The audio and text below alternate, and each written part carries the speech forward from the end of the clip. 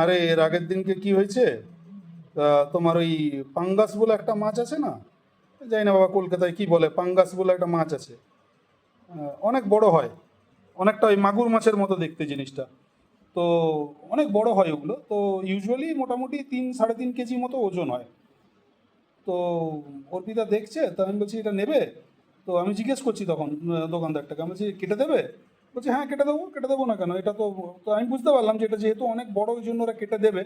তো আমি বলছি যে ঠিক আছে, তুমি এক কাজ করো, আমাকে লেজের দিক থেকে তাহলে কেটে দাও। বলছে না, তা হবে না। না, মাথার দিকটা, মানে ও কেটে নিয়ে মাথার দিকটা দেবে, লেজের দিকটাও পরে আরো বেশি দামে বিক্রি করবে আর কি। তো আমি বলছি এ আবার কি কথা, আমি বলছি, তুমি যদি আমাকে অর্ধেক দেবে তাহলে তো